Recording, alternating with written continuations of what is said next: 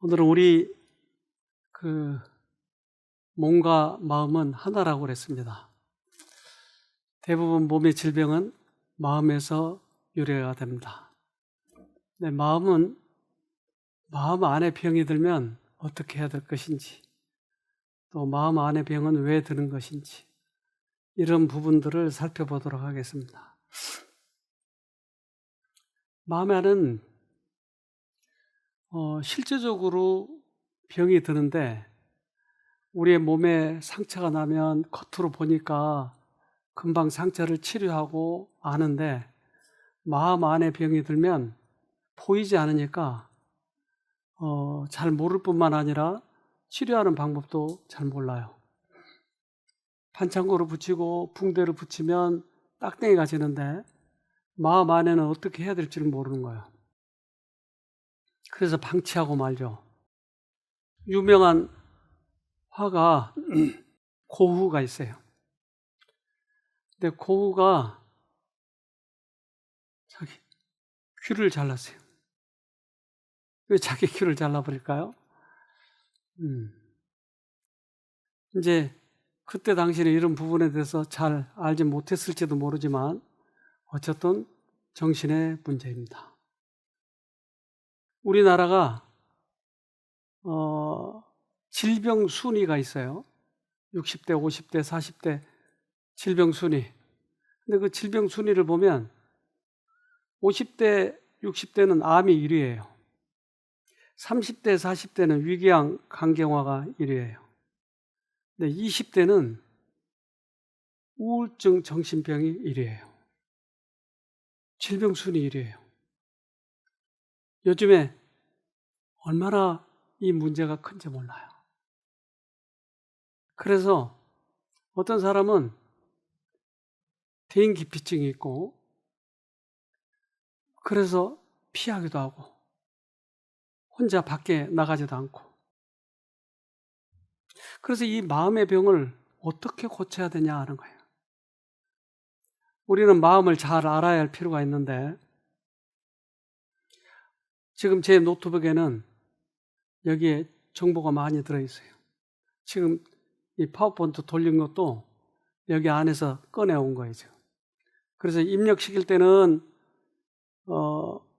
이 안에다가 입력을 시키는데, 예를 들면 스캐너나 또는 디지털 카메라를 전기선을 연결해서 이 하드에다 집어넣어요. 그러니까 빛의 신호를 전기 신호를 바꿔가지고 이 속에다 집어넣는데, 돌에다 집어넣어요. 돌, 반도체. 근데 반도체에다 집어넣으면 이걸 꺼낼 때는 전기를 다시 보내면 튀어나와요. 그런데 사람은 어떻게 입력시키는가? 그러면 꽃을 보면 빛의 신호를 전기 신호로 바꿔요. 이 눈, 스캐너에서. 그래서 눈은 빛을 받아서 우리 안에 뇌에다 전기 신호로 보내요. 그래서 우리가 뇌파 검사를 하면 전기가 있어요. 전 파장이. 그래서 우리 뇌 단백질에다가 심어놔요. 근데 그 단백질이 저장 창고가 있는데 그게 뉴런인데, 이게 우리 뇌에 1000억 개가 된다는 거예요. 숫자가 이렇게 많아요. 그래서 그 뉴런과 뉴런 사이에 수없이 많이 연결이 되어 있는데, 서로 연결선이 그것을 다 이렇게 기억나게 해주는 거죠. 네. 어제 제가 잠깐 설명을 드렸죠. 빨간 걸 보면 피 생각이 나는 것은 그것은 연결되어 있기 때문에, 빨간 걸 인식하는 것과 피를 인식하는 세포가 서로 연결되면 빨간 거 피, 이렇게. 근데 이게 1000억 개가 되는 거예요. 그래서 저 뉴런을 크게 확대시켰을 때 이렇게 생겼어요. 복잡하죠, 상당히. 근데 이 신경선이 수없이 많이 서로 연결되어 있는데, 신경선을 확대시켜 보니까 이렇게 생겼어요. 그래서 속에 전기선이 흐르고 겉에는 이 피복을 입혔어요. 서로 합선되지 않게끔. 근데 지금 1000배 이상 확대한 거예요, 저게. 우리 뇌가 이렇게 생긴 거예요, 지금. 뉴런과 뉴런 사이에 신경선이 연결되는데 정보가 들어오면 바로 서로 연결하는 거야. 내가 이렇게 그 파란 옷 입은 사람 봤다. 그러면 옛날에 파란 옷 입은 사람이 기억에 남는 거예요. 나에게 두들겨 패고 갔다든지 그러면 그 사람이 파란 옷 입었으면 그거에 대해서 생각이 나오는 거예요, 이렇게. 그런데 이 연결선이 굵으면 많은 정보를 처리해요. 근데 어떤 사람은 이 연결선이 가늘게 낮에 있는 사람들이 있어요.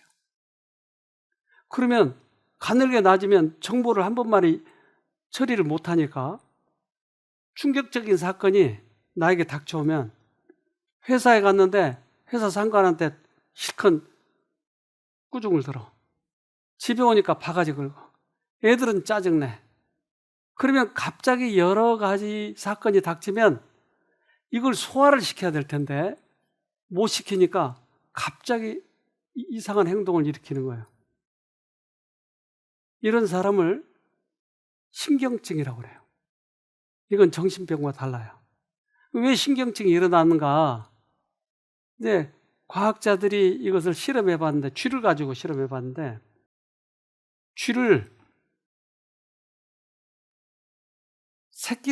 똑같은 새끼를 한쪽은 엄마하고 떨어뜨려 놓고 오른쪽은 엄마하고 붙여놨어요. 그러니까 오른쪽 쥐는 엄마하고 붙어있는 쥐는 잘 자라는데 왼쪽 쥐는 엄마하고 떨어뜨려 놨든지 서서히 약해지더니 나중에 죽게 됐어요. 그래서 이 쥐를 뇌를 해부해 봤더니 오른쪽 쥐 밑에 보면 신경선이 굵게 나져 있어요. 까맣게.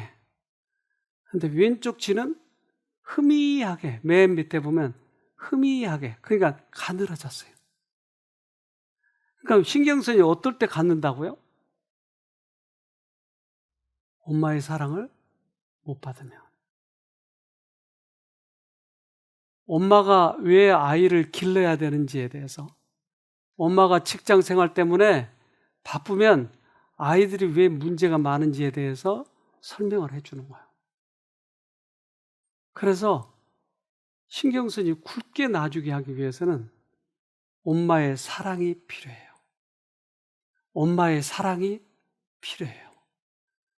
돈은 많이 벌었지만 아이를 놔두고 가면 아이가 커가면서 문제가 생기면 돈 번 것 아무짝에 쓸데없어요. 그래서 어린아이가 있는 엄마는 엄마를 엄마가 기르세요. 할머니에다 맡기지 말고 엄마가 기르세요.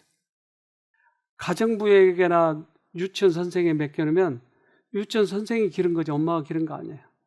그러면 그 아이는 어떻게 될지 보이는 거잖아요. 그런데 이 신경선이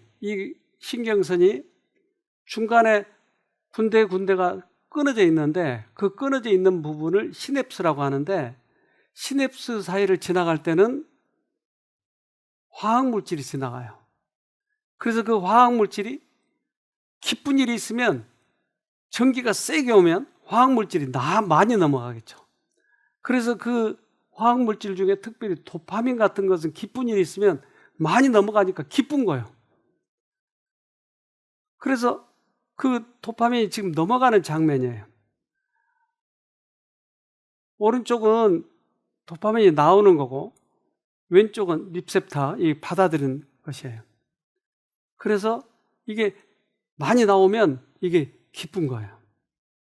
그러니까 기쁜 일이 생기거나 충격적인 일이 생기면 이게 화학물질이 많이 나오니까 뇌에 이게 딱 기억이 돼버린 거예요. 우리가 기억을 잘하기 위해서는 충격적이어야 된다 이 말이에요. 그래서 애들을 요즘에는 그 영어 단어 가르치는 데 있어서 사과 그러면 애플. 그러면 애플이라고 영어로 쓰고 책에서 그 책을 열면 애플 하고 소리가 나오고 혀로 책을 핥으면 사과 맛이 나고 그러니까 사과 맛, 냄새, 소리, 그림 이러니까 여기에 충격을 받으니까 이게 딱 기억돼 버린 거예요.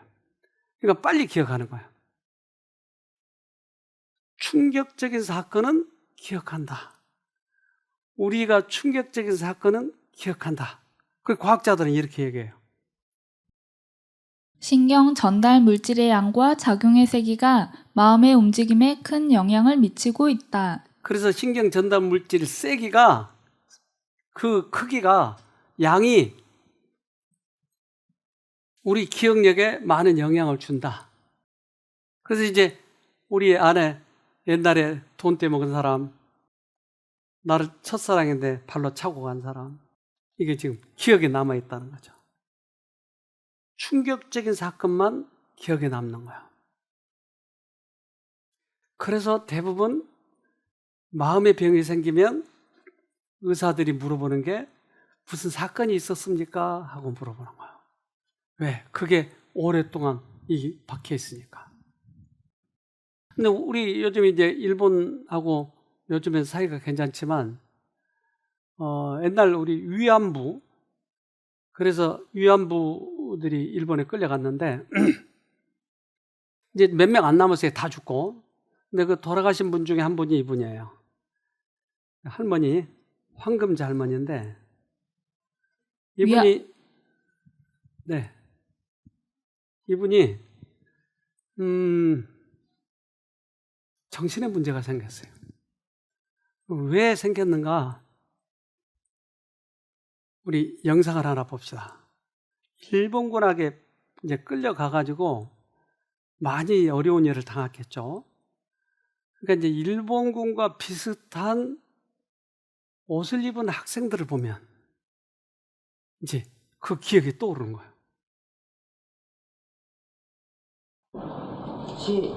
저녁마다 와요. 내가 저녁마다 뭐하러 어린 새끼를 내가 그러겠어요. 저녁마다 오니까 전년 죽여버려야겠다. 저 나쁜 년 죽여버려야겠다. 이런 소리가 그냥 귀가 잔장해서 죽겠어요. 자들한테 맞아 죽어요. 여기서. 응?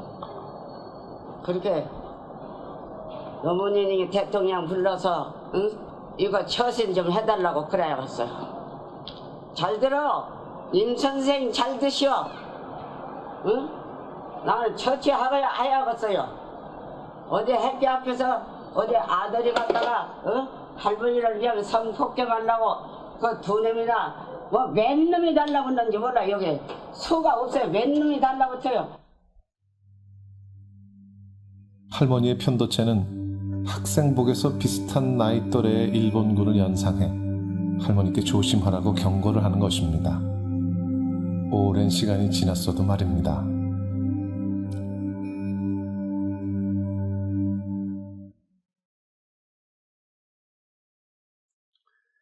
우리들의 뇌는, 정신 상태는 지금 이렇게 돼 있다고 하는 것을 설명하는 거예요.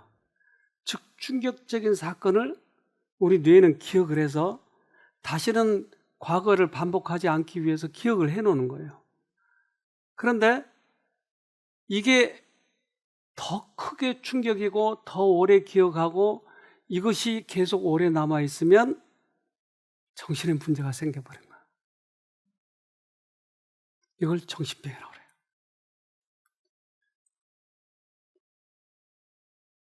심한 스트레스를 경험하면 PTSD라는 정신질환에 걸린다. 그래서 PTSD는 이러한 그 과거를 잊어버리지 못하는 병인데 이 병이 우리의 뇌를 이제 지배하면 계속 정신적인 문제를 나타낸다라고 하는 거죠. 정신분열병, 일본에서는 최근 통합실조증이라고 부른다. 조울병과 마찬가지로 10명에 1명꼴로 100명에 1명꼴로 걸리는 마음의 병이다. 정신분열병의 특징적인 증상에는 환청이나 환각, 실제로는 사람이 없는데 자신에게 명령하는 소리가 들려 거기에 복종한다. 피해망상, 실제로는 아무 일도 일어나지 않는데 주위의 사람이 자신을 박해하거나 괴롭힌다고 생각한다. 그래서 정신에 분열이 일어나 버렸는데 현실보다는 정신적인 생각이 더 현실감이 있는 거예요, 그들에게는. 그래서 처음 와서 상담을 하는데 나보고 갑자기 죽일 놈 그런 거야. 처음 만났는데 왜 내가 죽일 놈이 됐죠? 죽일 놈이 돌아가니까. 그래서 우리들이 이러한 현실에서 어떤 사건 속에서 무엇을 기억한다고 하는 것은 참 중요해요. 예를 들면 제가 노트북을 쓰는데 이 컴퓨터에서 계속 이 워드 작업을 하는 거예요. 근데 작업을 하다가 끄려고 그러면 사인이 나와요. 뭐가 나오죠? 저장? 저장 안 함? 취소? 그러면 뭘 눌러야 이 안에 들어가죠? 저장을 눌러야 돼요. 저장 안 함? 그러면 싹 날아가 버려요. 우리들이 억울한 일을 당한 거예요. 그러면 내가 힘이 없으니까 지금 당하는 거야. 죽일 놈. 내가 너를 잊어버리나 보자. 계속 곱씹으면 이게 우리 안에 저장이 돼버린 거예요. 그런데 어떤 사건을 만나면 그래, 인간살이 살아가는데 다 그런 거야. 뭐 이래도 살고 저래도 사는 거야. 그냥 잊어버리자. 하나님 이거 잊어버리게 해주세요. 그러면 저장 안 함. 그러니까 우리들의 뇌에다 내가 무엇을 저장하고 사느냐 하는 것이 우리들의 삶의 질을 바꾸는 거예요. 그래서 과거 것 나쁜 것만 기억하고 살면 내 인생이 고달프고 힘들고 그래요. 그러니까 그동안에 많이 저장을 해버린 거예요. 나쁜 것만. 우리는 좋은 것만 기억해야 될 텐데 과거의 충격적인 사건, 힘든 거 이런 것들만 계속 기억하다 보니까 내 머리는 그렇게 구성되어 있는 것이에요. 그래서 우리는 과거를, 나쁜 건 빨리 잊어버려야 돼요. 후회, 죄책감, 미래에 대한 두려움, 다른 사람들과의 관계, 자기 동정, 이런 것은 병의 원인이에요. 빨리 잊어버려야 돼요. 만일 그가 하나님께서 일하시도록 허락한다면 그분은 그의 상처난 심령을 치료하실 것이다. 그러나 이렇게 하려면 그는 과거를 묻어버려야 한다. 그는 그것에 관해서 말하거나 기록하지 말아야 한다. 우리 뇌가 그렇게 돼 있기 때문에 이걸 자꾸 곱씹지 말으라고 하는 것이, 그냥 하나님께 구하고 잊어버리자는 거예요. 하나님 이거 알아서 해주세요. 그런데 내가 이것을 기억해서 꼭 앞으로 내가 원수를 갚을 거야. 그래서 완벽주의자, 자신은 책임감이 강하다고 얘기하지만 완벽주의자는 완벽한 사람이 아니고 어떤 사람을 완벽주의자라고 그래요? 완벽하지도 못하면서 완벽하려고만 하는 거예요. 그런 사람 완벽주의자라고 그래요. 그러니까 하나도 완벽하지 않은데 나쁜 것만 다 기억하고 있는 거예요. 이런 사람들이 계속 이 머릿속에 그게 들어가 있는 거예요. 자기 동정. 내가 억울한 일 당했어. 그래 나는 다른 사람들한테 위로를 받아야 할 필요가 있어. 내 상처는 막 피가 나잖아. 이러한 사람들. 환자들의 회복에 가장 뚜렷하게 방해가 되는 한 가지는 자기 자신들에게 주의를 집중시키는 일이다. 많은 환자들은 그들이 자기 자신들로부터 주의를 돌려 다른 사람들을 생각하고 돌봐주어야 할 필요가 있는 그때에 모든 사람이 자기들에게 동정을 기울이고 자기들을 도와주어야 한다고 생각한다. 이게 이 병의 치명적인 원인이 될 수도 있다고 하는 거예요. 우리가 다른 사람들에게 관심을 가지면 이타적일 때는 좀처럼 이 병에 걸리지 않아요. 근데 자기 동정, 그럴 때 자기에게 관심을 돌릴 때 사단은 빙그레 웃는 것이죠. 사단이 하는 일이에요. 우리 요즘에 불이 나가지고 큰 화재 때문에 소방대원들도 죽고 그랬잖아요, 최근에. 근데 소방대원들의 실상을 좀 보도록 합시다. 누군가의 생명을 위해서 자신의 생명을 기꺼이 던지는 사람들, 바로 우리 소방관들이죠. 하지만 안타깝게도 정작 자신은 돌보지 못하는 게 현실입니다. 마음의 병을 앓다가 스스로 목숨을 끊는 소방관이 순직한 소방관보다 더 많다고 합니다. 임성호 기자입니다. 벽이 불에 타고 지붕이 무너지고 바닥이 꺼져도 마지막 구조를 마무리할 때까지 소방관은 사고 현장을 떠날 수 없습니다. 그때 마주하는 위협과 희생자의 처참한 모습은 소방관의 마음에 깊은 상흔을 남깁니다.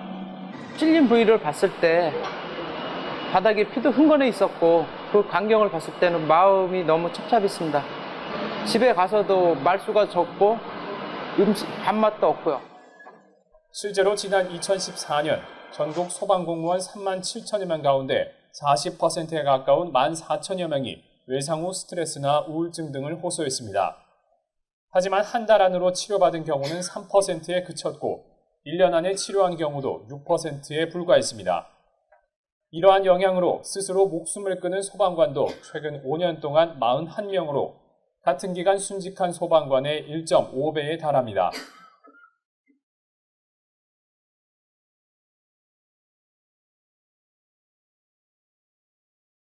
오히려 순직한 사람도 더 많대요. 이것은 그런 처참한 광경을 보고 이것을 잊어버리지 못하고 여기다 담아버리기 때문에 그런 거예요. 그러니까 우리도 이제 일상생활 하면서 내가 이것을 담아야 될지 아니면 이것을 없애버려야 될지 이것은 우리들이 결정해야 할 문제예요. 우리 자신이 결정해야 할 문제예요. 그래서 아까 얘기한 것처럼 우리들의 선택이에요.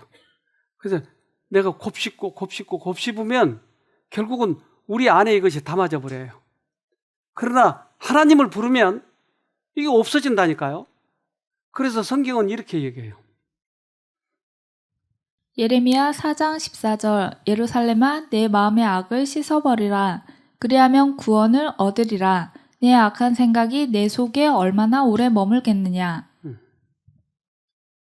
믿지 않는 사람들은 어떤 일을 당하면 아유 될 대로 되라. 그저 인생이 뭐 그렇게 사는 거지 뭐. 그리고 잊어버리는데 믿는 사람들은 그렇게 할 수는 없잖아요. 될 대로 되라는 안 되잖아요. 그런데 아주 유사해요.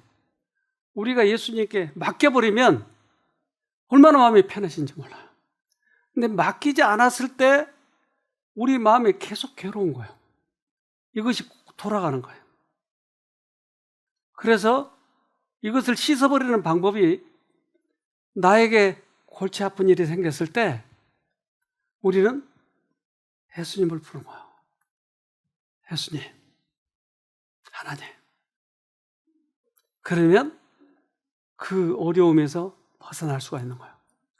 네, 이 성경절은 그 의미로 써놓은 것이에요. 빌립보서 4장 6절로 7절 아무것도 염려하지 말고 오직 모든 일에 기도와 간구로 너희 구할 것을 감사함으로 하나님께 아뢰라. 그리하면 모든 지각에 뛰어난 하나님의 평강이 그리스도 예수 안에서 너희 마음과 생각을 지키시리라. 내일은 이걸 한번 외워보시죠. 아무것도 염려하지 말고 하나님께 아뢰라. 그러면 어떻게 하겠다고요? 너희 마음과 생각을 지키시리라. 아무것도 염려하지 말고 주님께 이것을 아뢰면 주님께서 우리의 생각을 끊어주시겠다고 약속을 하신 거예요. 네, 끊어주셔요. 지켜주세요. 그래서 우리는 실제적으로 사건 속에서 하나님을 믿는 것이죠. 기생충 중에서 이러한 다른 동물의 숙주가 필요한 기생충이 있어요. 근데 그 기생충 중에 하나가 그 달팽이 이런 것에 들어가는 숙주가 있어요. 그걸 한번 보도록 합시다.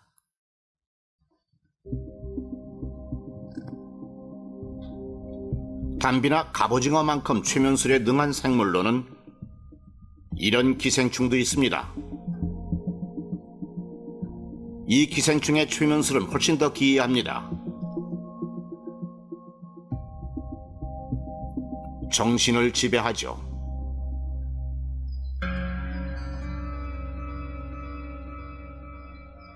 이 평화로운 곳에 사는 한 달팽이가 기생충을 먹은 다음 좀비로 변하고 말았습니다.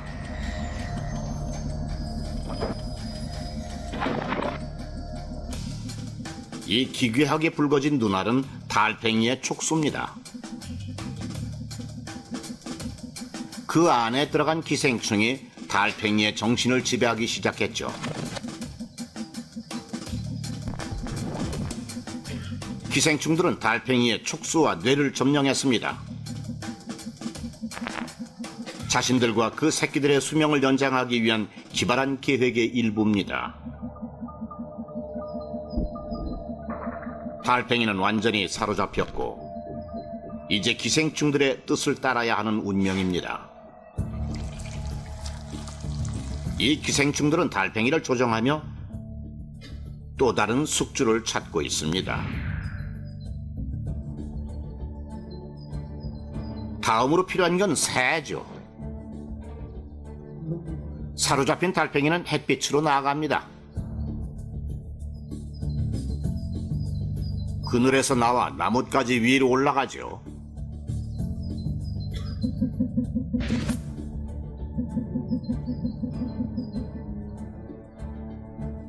기생충에 의해 달팽이의 촉수가 충혈되고 커져 구더기 같은 모양이 됐습니다. 구더기는 새들이 좋아하는 먹이죠.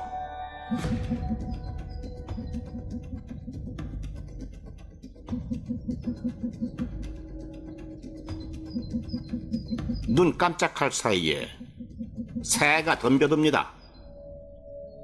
목표를 달성했습니다. 기생충들은 새 위장 안에서 번식을 하죠. 그리고 새 똥에 섞여 배설되지만 문제 없습니다. 밑에 있던 달팽이가 새 똥을 먹고 벌레들은 다시 새로운 숙주를 조종하게 되죠. 기생충을 먹는 즉시 달팽이는 점령당합니다. 이런 식으로 이 기생충의 삶은 계속되죠.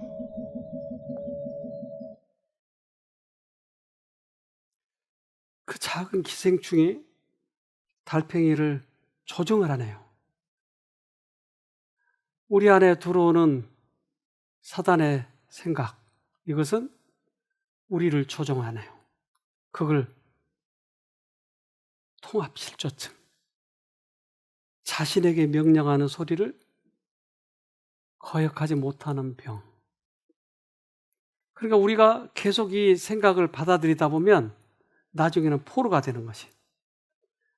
그래서 좋지 못한 기억이 언제까지나 잊혀지지 않는 이 병을 PTSD, 외상후 스트레스 장애, 이 PTS, 이것에 걸린다고 하는 거예요. 근데 성경은 우리들에게 임산부가 임신을 하면 언젠가 애를 낳듯이 우리들의 생각이 임신하면 언젠가는 이게 행동으로 옮겨진다고 하는 거예요. 욥기 15장 35절 그들은 악한 생각을 베고 불의를 낳으며 마음의 괴우를 예비한다 하였느니라. 그러니까 악한 생각을 임신한다. 그러니까 언젠가는 불의를 낳는다. 그래서 우리는 이 생각을 잘라야 할 필요가 있는데 이걸 곱씹고 했기 때문에 오랫동안 여기에 포로가 돼 있어서 습관적으로 우리는 나쁜 생각을 계속 돌리고 있는 거예요. 그래서 제가 여러분들하고 상담을 할 때 생각을 끊읍시다. 어떤 분은 안 돼요. 계속 그래요. 그런데 이것을 목숨을 걸고 해야 돼요. 이 생각 끊지 않으면 내가 결국 종이 되는 거예요.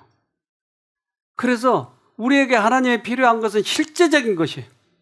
생활 속에서 실제적으로 이 하나님과 우리 사이가 되어야 이 사단을 쫓아낼 수가 있는 것이에요. 그렇지 않고서는 안 돼요. 악한 생각을 벤다고 그랬잖아요. 그래서 그 임산부들은 10달이 되면 출산을 하지만 이 아기는 10달이 아니에요. 언제나 이거 뵈면 기회를 기다리고 있어요. 그래서 애를 낳을 기회를 기다려 아무 때나 환경이 되면 낳아요. 그래서 내가 보석을 훔치고 싶다. 그러면 보석 훔칠 수 있는 그런 기회가 되면 훔치는 거예요. 이미 준비되어 있어요. 우리의 생각은. 생각은 준비되어 있어 예비하고 있다가 기회만 되면 출산을 해버리는 거예요. 그래서 벤다고 얘기해요. 한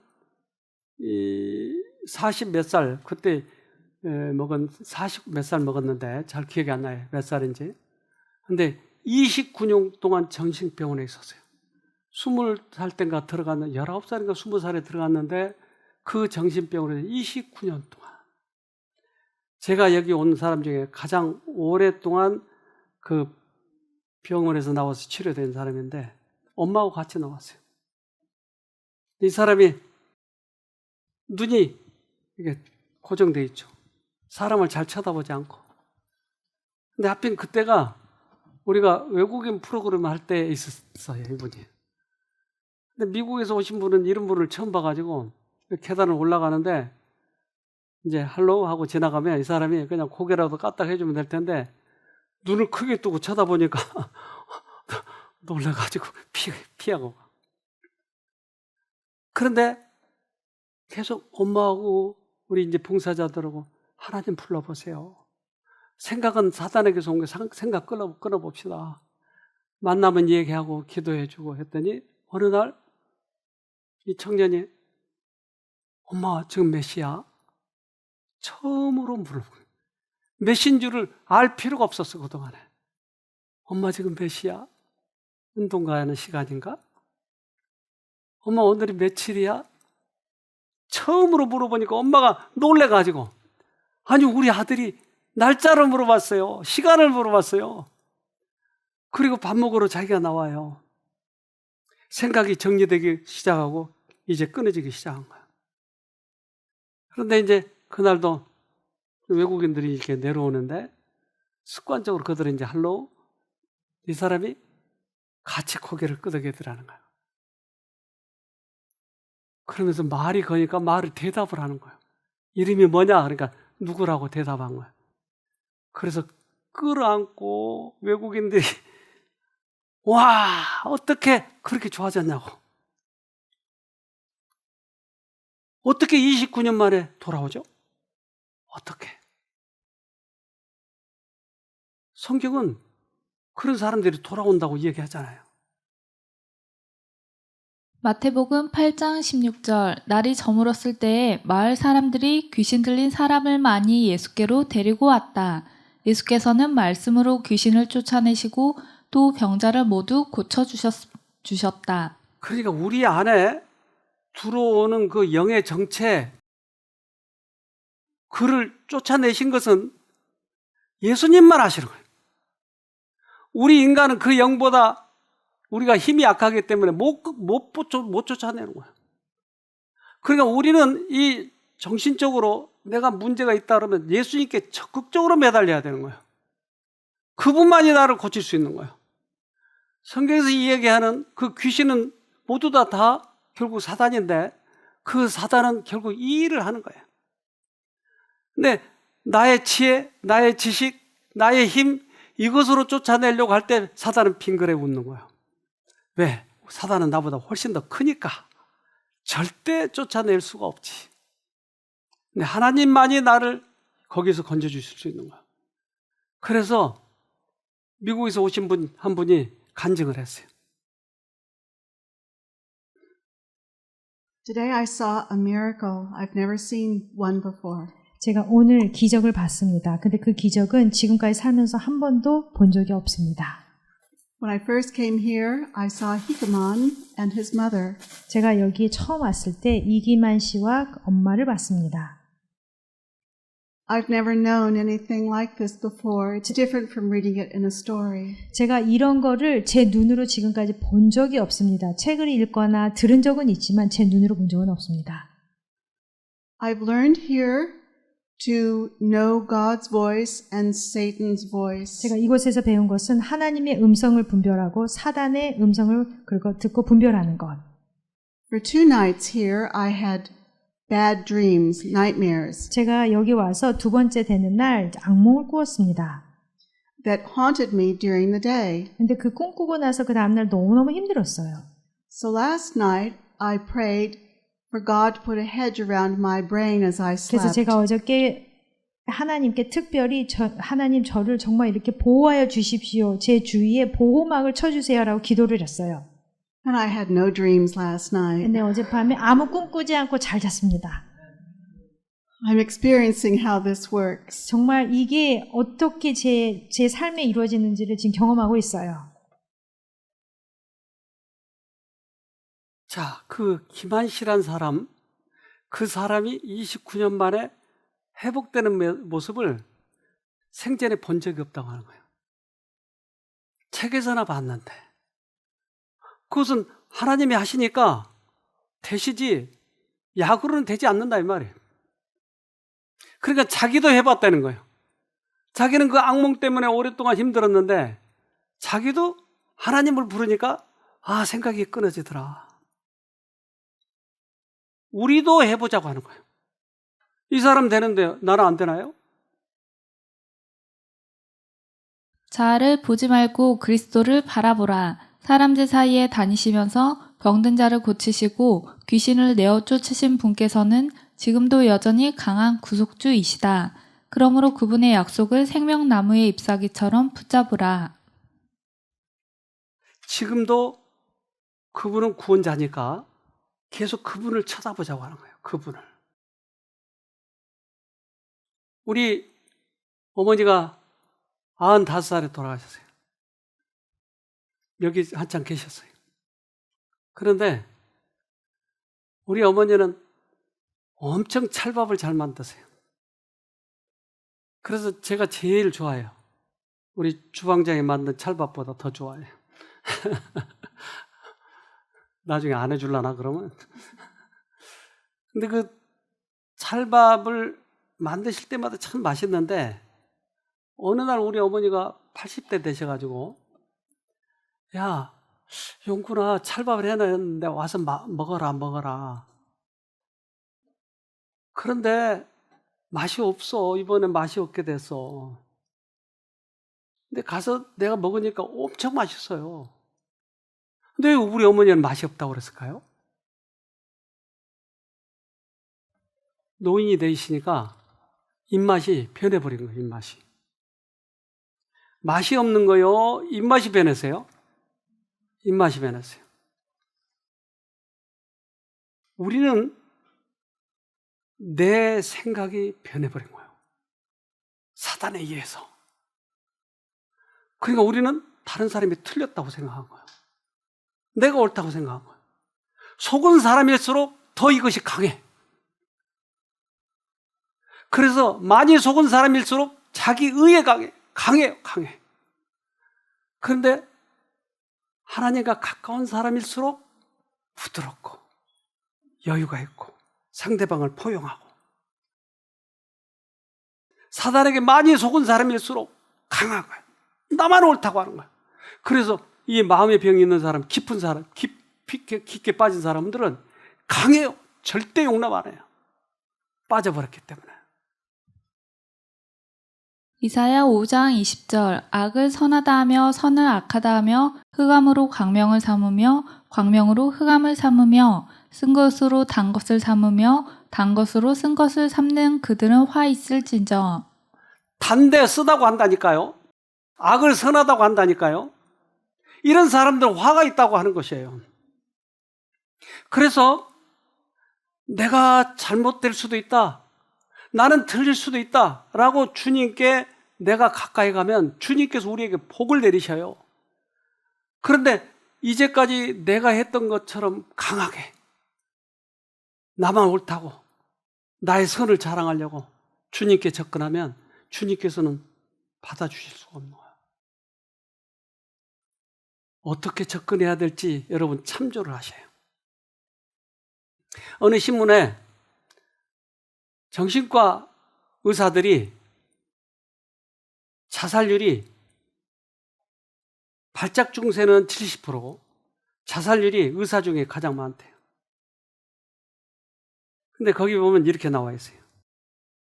그 자신 정신과 의사이기도 한 제이미스는 한 차례 자살을 기도했을 정도로 중증의 정신분열증 환자.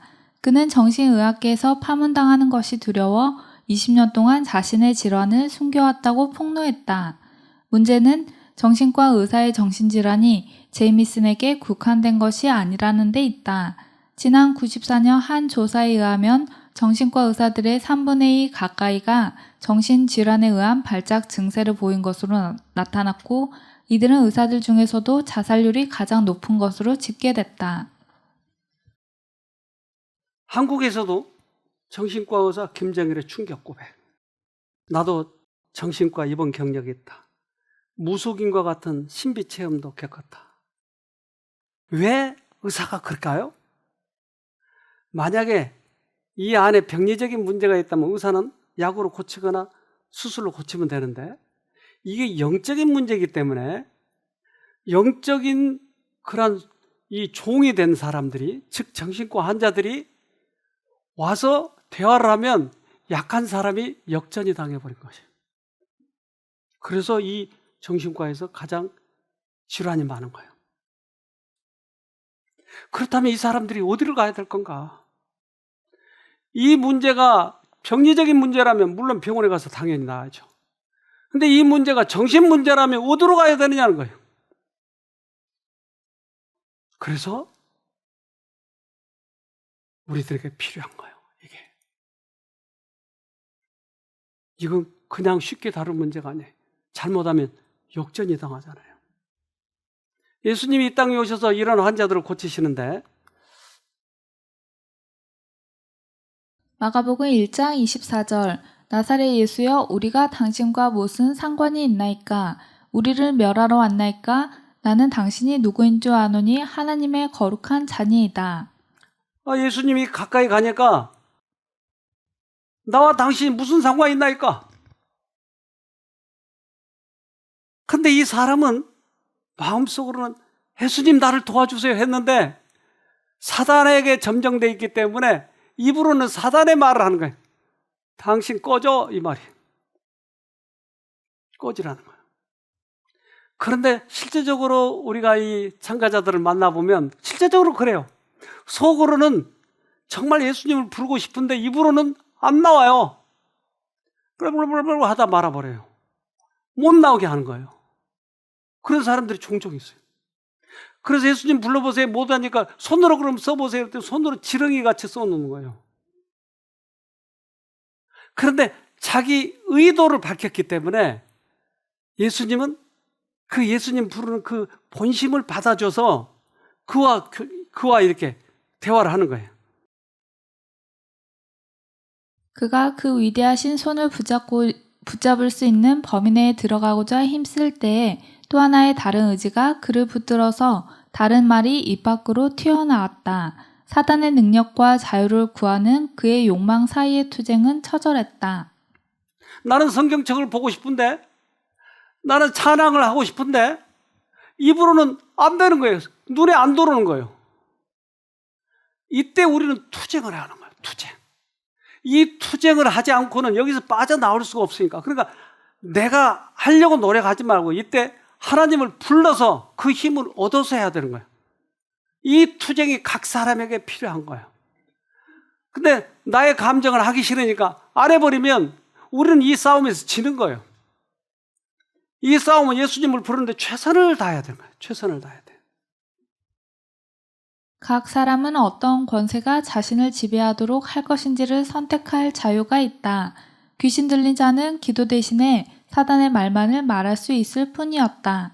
그러나 그 마음속에 말없는 호소는 들려졌다.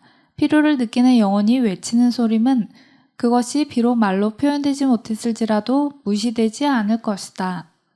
이 싸움은 아무도 도와줄 수가 없는 거예요.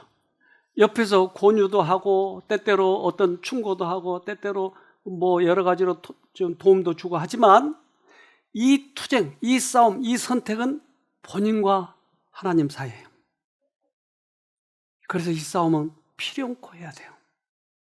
그래서 이 사람이 예수님을 불렀기 때문에 겉으로는 나와 무슨 상관이 있을까 했지만 예수님은 귀신아 나오라.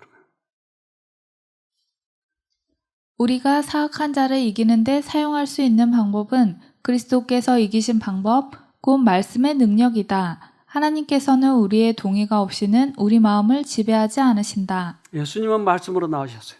우리들은 선택을 해야 돼요. 그래서 이 싸움의 최고의 그런 하이라이트는 내가 예수님을 부르고 예수님은 말씀으로 우리에게 능력을 베푸신 거예요. 마가복음 1장 25절로 26절 예수께서 꾸짖어 가라사대 잠잠하고 그 사람에게서 나오라 하시니 더러운 귀신이 그 사람으로 경련을 일으키게 하고 큰 소리를 지르며 나오는지라. 결국 이 사람은 말로는 표현되지 않았지만 이 마음으로는 표현을 한 것이. 그래서 귀신아 나와라. 우리의 싸움은 이 세상의 다른 사람과의 싸움이 아니고 이 영과의 싸움이에요. 이 영과의 싸움이 가장 큰 싸움이에요. 에베소서 6장 12절 우리가 싸워야 할 적들은 살과 피를 가진 인간이 아니라 육체가 없는 자들입니다. 다시 말해서 그들은 눈에는 보이지 않는 세상의 악한 지배자들과 강력한 존재와 이 세상을 지배하는 어둠의 왕들과 영적 세계에 있는 무수한 악령들입니다. 우리가 싸워야 할 싸움은 남편과의 싸우라고 그랬죠? 아니네요. 시어머니와 싸우라고요? 아니다니까요. 보이지 않는 그 영들과의 싸움에서 이겨야 돼요. 내 자신과의 싸움이에요. 이 싸움에서 이기면 나머지 문제가 많이 풀려요. 여기에 하나 아주머니가 오셨는데 이분은 원래 신앙을 안 한 분인데 뭐 점치러 가고 뭐 어떻게 하다 보니까 그 부닥거리 하신 분이 무당이 당신이 신받아야 할 사람이라고. 그러니까 나 신 안 받겠다고. 그러니까 아픈 거예요 이제. 그래서 이제 여기도 찾아가보고 저기도 찾아가보고 이제 그러다 보니까 어느 교회를 소개받아가지고 그 교회 가서 이제 기도를 받으니까 좀 나아졌다가 또 다시 그러고. 그런데 이제 신을 안 받으려고 그러면 아프고. 그래서 내가 이제 신을 받아야 되겠다. 나 아파서 못 견디겠다. 그래서 가려고 하는데 또 어느 교회에서 이렇게 소개해가지고 당신 그러면 쉼터 가보세요. 그래서 쉼터에 오셨어요. 아주 치열하게 영과 영을 싸우는 거예요. 지금 이거 신을 받아야 되느냐 아니냐 이 싸움을 싸우는데 여기 오셔서 우리가 이런 영적인 문제 있는 사람들에게 자주 기도회를 해줘요. 기도회 하고 찬양하고 기도하고 찬양하고 기도하고 우리 형제들이 모여서 이거예요. 이게 효과가 상당히 좋아요. 근데 이분이 이걸 느낀 거예요. 그러니까 이 사람은 이게 예민하고 또 많이 아파봤으니까 기도하고 기도에 들어올 때 이게 굉장히 효과적이라고 하는 걸 알게 돼요. 이게 사단이 이럴 때 이게 상당히 잠잠해 주는구나. 이걸 느낀 거예요. 그래서 이분한테 참 기도를 많이 해줬어요. 그런데 어느 날 이걸 이치를 깨달은 거예요. 이게 영적인 싸움이고 이게 실제적으로 내 마음 안에서 시작되는 거구나. 그러니까 적극적으로 해봐야 되겠다 해가지고 이분이 하나님을 계속 부르는데 빠져나오기 시작하는 거예요. 거기서. 이분 얘기 좀 들어봅시다. 살아오면서 사단을 모르고 살았어요. 그냥 아픔이 왔기 때문에 이게 뭔가 그냥 병원만 다니고 그냥 너무 몸은 아프고 근데 이제 누가 교회를 나가라고 그러면 안 아프다고.